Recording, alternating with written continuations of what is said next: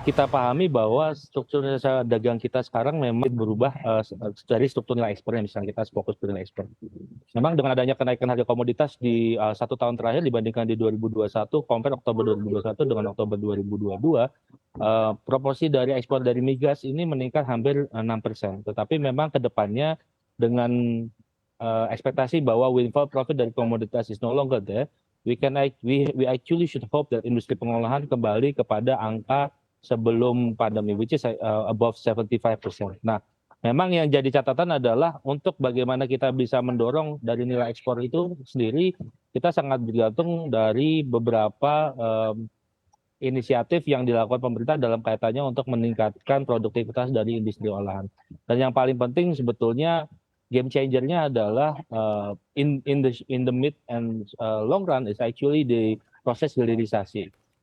Everyone should remember that how we are now di industri baja kita yang sebelumnya bukan pemain utama dalam beberapa waktu dengan proses hilirisasi mendorong investasi asing untuk masuk, kasusnya Pudong Steel, we are now one of the prime exporter dari baja itu sendiri. Dan sekarang kalau kita melihat dari volume ekspor baja bulanan ini sudah beberapa kali mendekati dari angka ekspor komoditas even di kala kenaikan harga komoditas seperti sekarang ini. Tapi kembali lagi masih banyak industri dalam negeri yang sifatnya adalah sangat bergantung dari bahan bakunya, sangat bergantung dari input dari impor. Padahal dari sisi produktivitas itu sendiri outputnya untuk proporsi ekspor relatif terbatas.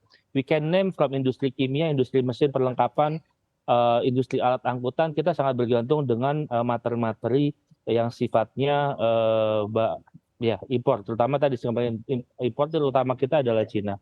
Nah, memang jasa kesehatan, farmasi ini adalah beberapa industri yang memang kembali lagi lebih berat lagi apabila memang terjadi tadi gejolak di luar, karena sifatnya adalah secara produktivitas terbatas, tetapi secara bahan sangat bergantung dengan apa yang terjadi di luar sana. Apabila misalnya sekarang sebagai contoh farmasi itu kita sangat banyak impor bahan baku dari 2 tempat, which is Cina dan India. Dengan kondisi Cina sekarang dan kemungkinan akan adanya pelandaian dari pertumbuhan Cina, produktivitasnya itu akan terbatas, kita memang tidak bisa berharap ataupun kita bisa berekspektasi selain tadi terkait dengan pelemahan demand, kemungkinan juga import ini akan sedikit berat dengan harga dari bahan baku yang akan menaik.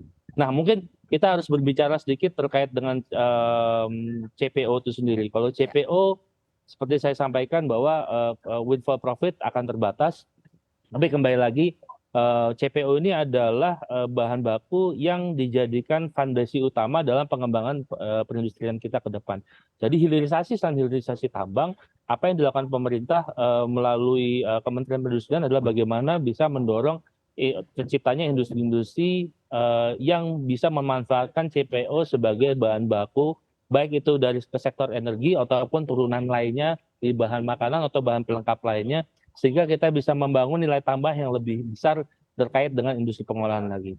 Yang memang masih menjadi catatan seperti saya sampaikan tadi, bahwa tekstil ini yang mungkin masih patut diberi support lebih lanjut, terutama memang kalau kita melihat berita terakhir di November 2022, dari 111 perusahaan terjadi 79.316 layoff atau pemutusan hubungan kerja. Dan memang kalau kita melihat pada Oktober 2022, ini ada penurunan ekspor juga mencapai 30%. Jadi memang sensitivity di industri ini terhadap penurunan ekspor keluar ini sangatlah besar. Jadi memang perlu sebetulnya treatment khusus untuk bagaimana kita memastikan bahwa industri yang sebenarnya memiliki daya saing ini dalam kondisi-kondisi seperti sekarang ini dapat terbantu. Dan memang untuk tekstil ini sudah terjadi tidak hanya selama sekarang, tapi selama pandemi kemarin, di mana kalau saya bilang sudah mendapatkan tekanan bertubi-tubi. Mungkin sebagai contoh ya, kita harus pahami bahwa nilai ekspornya itu sekarang untuk industri garment berada di angka sekitar 1,62 billion, which is actually very low. Dan Ini mungkin yang kita lihat lagi total nilai ekspornya sekitar 24,73. Jadi kontribusi terhadap ekspor itu sekitar 6,56%. Apabila kita tidak mampu mempertahankan sustainability of this industry, we might lose one of our own industry yang berorientasi ekspor. Seperti itu. Oke.